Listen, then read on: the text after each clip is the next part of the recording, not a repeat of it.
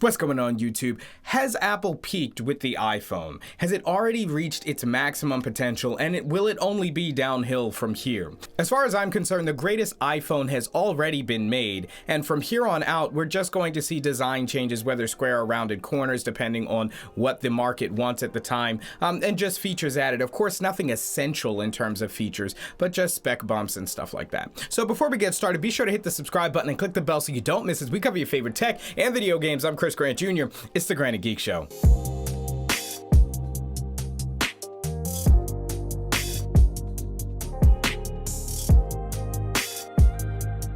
Okay, so let's start with my journey through the iPhone. So my first actual obsession with Apple as a company came with the iPhone in 2007. You know, I was aware of the iPod. I even had an iPod and it was great, but I fell in love with the innovation that Apple was capable of. And they really, to me, became the company of the future that was going to bring the future into existence. And Apple really did bring us to the future in so many ways. I mean, of course, the iPhone destroyed a lot of industries as well, from the PDA to the MP3 player, to even the pocket camera, but it created so many. Facebook and Twitter, for instance, were already successful. I'm not trying to say that their success is due to the iPhone, but it exploded in terms of popularity and availability due to the success of the iPhone. You look at cases and cable manufacturers exploding, making devices and products made for iPhone. The creation of the Apple Watch, you can see that it's built upon the success of the iPhone. You look at the wireless headphone industry, in many ways boosted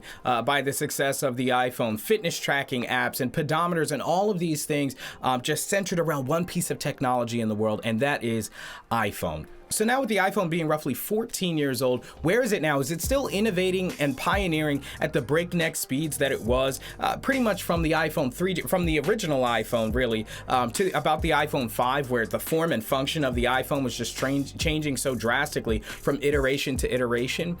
Well, no. Right now, the iPhone is going through a series of added features and tweaks, modifications, really depending on what the industry and the market wants at the time. See, making the screen size bigger, I don't really see as an innovation. It's just, do people want bigger screens or do they want smaller screens? That's kind of a preference type of thing. Fantastic, relatively recent innovations from the iPhone are things like Touch ID, giving biometric security to people on a massive scale, making it so widely available.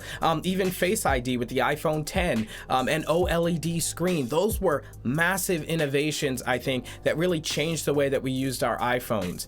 Now, this is not to say that the iPhone 10 was the best iPhone ever, but I've kept you waiting long enough. The best and pinnacle iPhone, in my opinion, was the iPhone XS Max, and here's why. If you think about all the features, the innovative features that came together in the iPhone XS Max, it was the culmination of everything Apple had at the time, and since then, very little innovative features have been added. It's more of a spec bump to the features that were already there. So if you're sitting there with your iPhone 10, 10s, 11, 12, whatever current generation iPhone you have, I'm gonna list the features, the innovative features that are there and present in the iPhone XS Max, and you let me know in the comments down below how you think they compare. So starting off with the iPhone XS Max, we've got a 6.5-inch OLED display that is Super Retina, it is HDR, and the pixel density matches that of the current generation iPhone. So in terms of display, the only thing that the new generation has is a 2 million to 1 HDR ratio because of Dolby Vision and stuff like that versus a 1 million to 1. But again, that's more of a spec bump than a new feature. Both have OLED HDR Super Retina displays, both having True Tone, and both locked at a 60 Hertz refresh rate. Now that would be something nice to see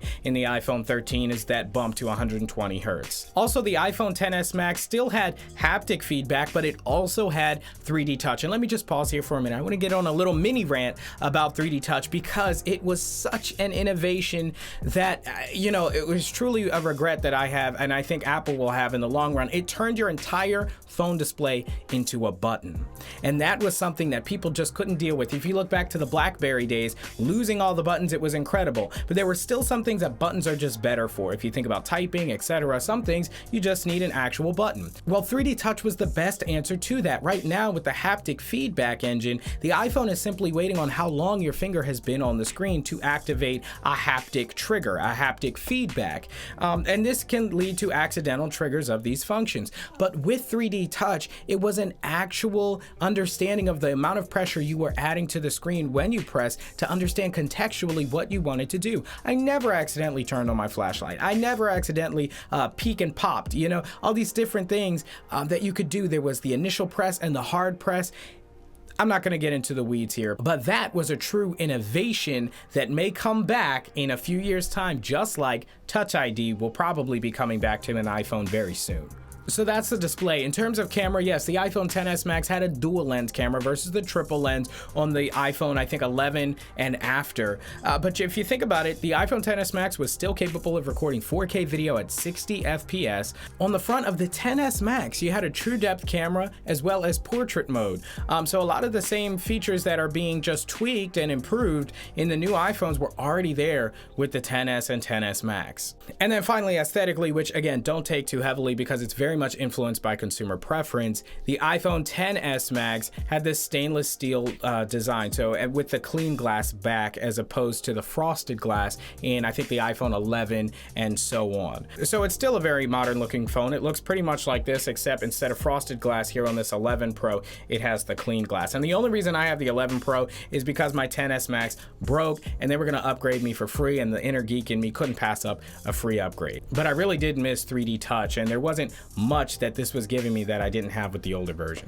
The only true innovation I was able to find with the newer iPhones is the LiDAR scanner, and that's the ability of the iPhone to actually see and model out in 3D space the environment that you're in, and it can make it virtual for, you know, AR and things like that. That is an innovation. I will give it that, but as a whole, I think I've made the point here that very little has changed in terms of innovative features added to the iPhone, and that is why I believe the greatest iPhone ever made was the iPhone XS Max. If you agree, let me know with a comment down below, and like the video, show your support so we can grow this community as we talk about your favorite tech and video games. Most of the time Apple, I understand.